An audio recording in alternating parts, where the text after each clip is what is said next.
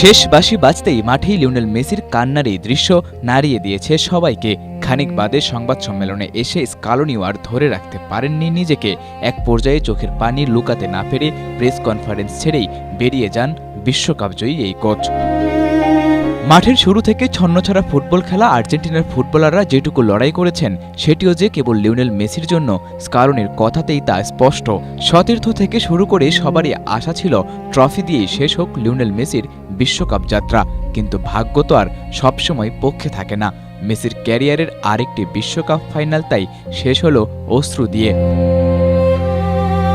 মেসির চোখের জলের স্মৃতি না ভুলতেই প্রেস কনফারেন্সে এসে সবাইকে আবেগে ভাসালেন দলটার মাস্টারমাইন্ড খ্যাত কোচ লিওনেল স্কালোনি। প্রেস কনফারেন্সের শুরু থেকেই আবেগ নিয়ন্ত্রণ করে স্বাভাবিক থাকার চেষ্টা করলেও শেষটা আর করতে পারেননি। আর্জেন্টিনার হয়ে দায়িত্ব চালিয়ে যাবার ব্যাপারেও তাই এবার নতুন করে ভাবতে চান আর্জেন্টাইন এই কোচ। তবে স্কালোনি সবচেয়ে বেশি আবেগী ছিলেন লিওনেল মেসিকে নিয়ে কথা বলার সময়। যখন গোটা বিশ্ব মেসির ভবিষ্যৎ নিয়ে খানিকটা উৎকণ্ঠায়, ঠিক তখনই স্কালোনি জানিয়ে দিলেন মেসি যতদিন চাইবেন ততদিনই খেলতে পারবেন।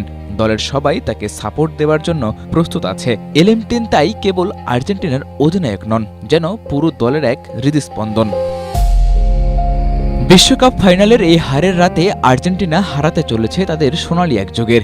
মেসি মাঠ ছেড়েছেন অশ্রুসিক্ত চোখে, আর স্কালোনি প্রেস কনফারেন্স ত্যাগ করেছেন বুক ভরা কান্না নিয়ে। স্কালোনির চুক্তি শেষ হবে, মেসিও হয়তো শেষের খুব কাছে, কিন্তু নীল সাদা জার্সিতে এই দুই লিওনেল যে আবেগ, যে রূপকথা উপহার দিয়েছেন তা ফুটবল ইতিহাসের পাতায় লেখা থাকবে চিরকাল। সাদাতুর রাফি, এশিয়া পোস্ট।